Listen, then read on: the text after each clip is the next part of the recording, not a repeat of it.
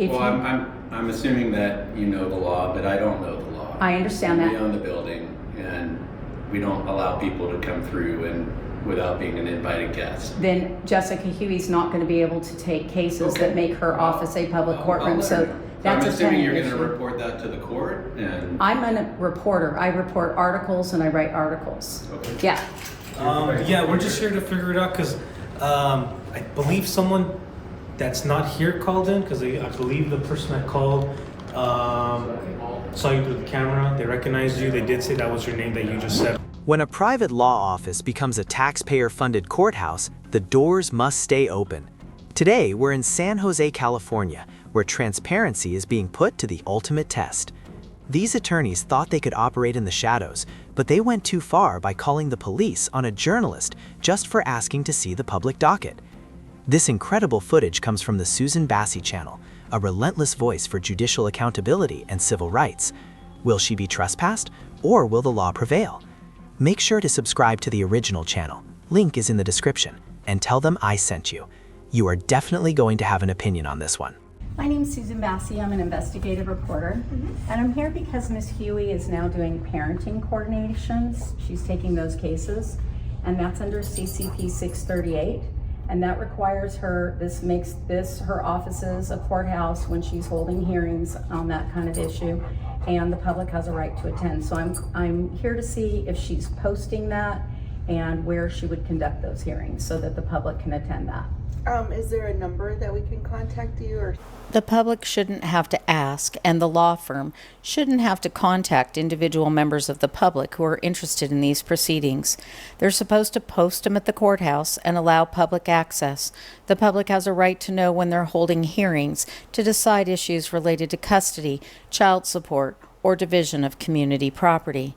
And we find that more often than not, they're not posting their hearings, and when we ask about them, they're calling the police on us.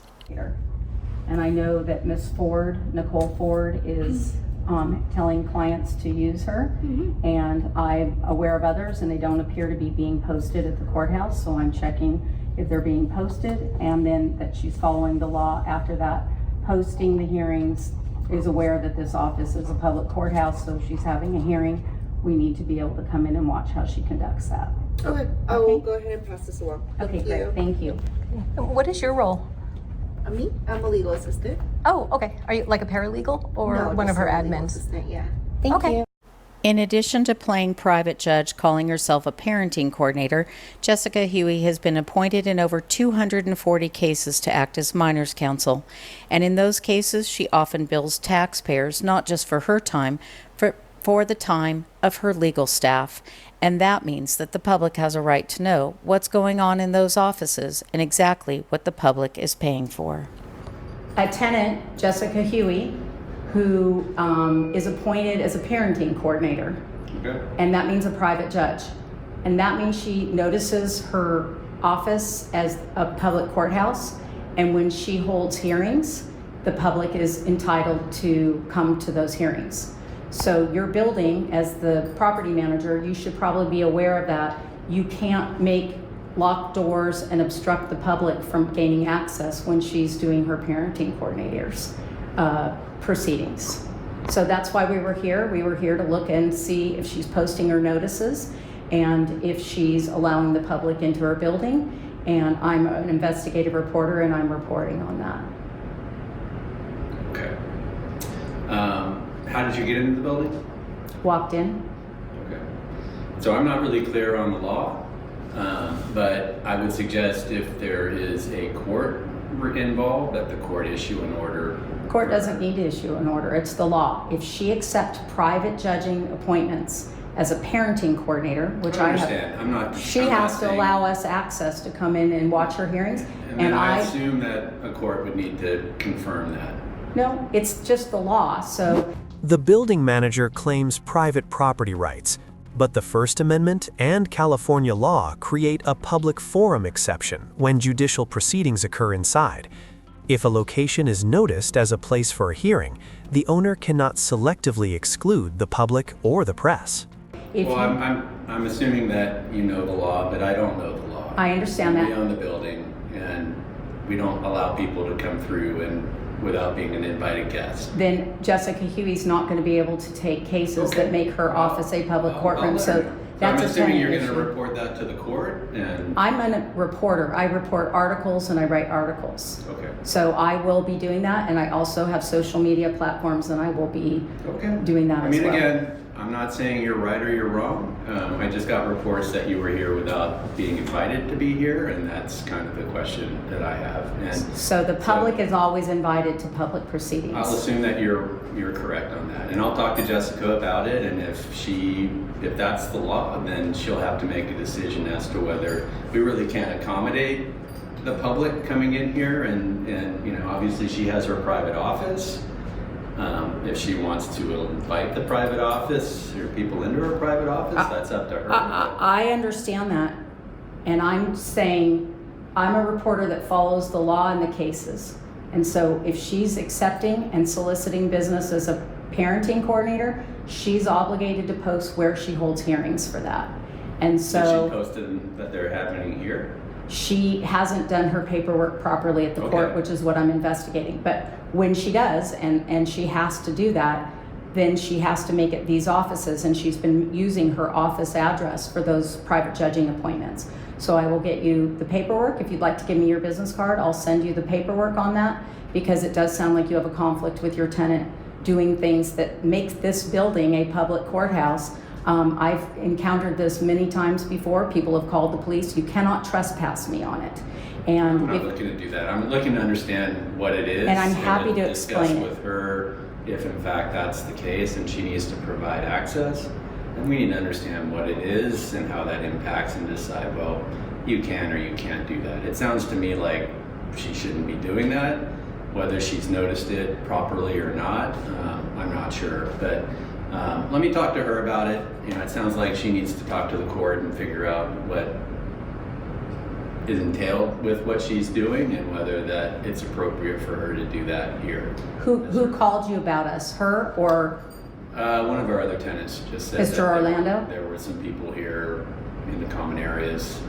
So I'm a reporter, and I knock on doors and I go places, and I just asked Mr. Orlando if he would also like to comment. And I also did a live stream from this building too. Okay, what reporting do you work for? So I'm an independent investigative reporter, and my articles are published online in the Davis Vanguard. And then I have social media platforms as well. Okay. My name is Susan Bassey. Okay. Do you have a business card? I don't.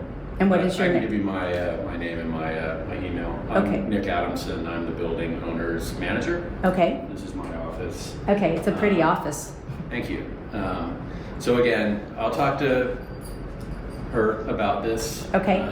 You know, again, if she decides that she's going to do this and she's required to provide public access, then she'll need to either decide to let you into her office or post it someplace else. That's right. This common area is not. And she can do that. She can say, I'm going to hold my hearings at ABC address and not hold them here. But the public is entitled to notice whenever she's holding a hearing as a private judge. She should know the law at CCP 630. I think one of the tenants called. I'm the building manager. Okay. And Hi. I'll let her explain. When police arrive for a disturbance call, they must establish reasonable, articulable suspicion of a crime before detaining a journalist. In this case, the reporter correctly identifies as a member of the press, shifting the encounter from a potential arrest to a civil matter investigation. I'm Susan Bassey. I'm an investigative There reporter. we go. You're the one that they're talking about. Who called? I'm not 100% sure, to be honest. That's why we're here to figure that out. So we've talked to the building manager. I'm an investigative reporter. Okay. And Jessica Huey is getting appointed as a parenting coordinator, which makes her a private judge. And that makes her address a public courthouse. Yeah, she's What? A records dog. Oh, she cool. comes with me. Yeah, she's my dog. Oh man, she's a senior. It's a girl. She's 16. I was gonna say she can tell she's a senior dog. Yeah, she is. So we're just leaving. I've done what I needed to do. I went and asked John Orlando for comment on a story that I'm doing. He's in this building. And then I also... He's not with you, correct? no, he's the building manager. So we've already just You wanna talked talk to him about... real quick? Yeah. Let me just stand by real quick. Yeah.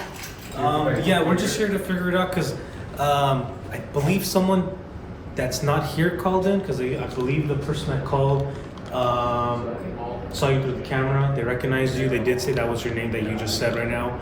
It was And probably Jessica Huey's office. I'm not 100% sure again. And also, Using public law enforcement to protect private attorneys from constitutional audits is a potential abuse of color of law.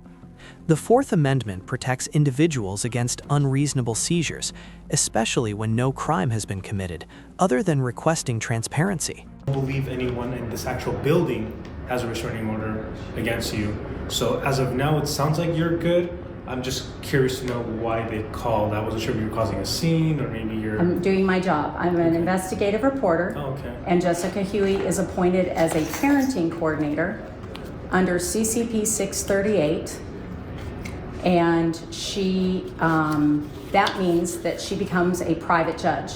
And the case issues move from the public court to her offices. Okay. And she's required to allow the public access to her hearings, and she's required to post those hearings. And I was coming to see if she was following the law. And what was the name of that lady that you just said? The code, Or the lady that you just mentioned? Jessica Huey, of the law offices of Huey and Gamble. And you were just here to make sure she's following the law?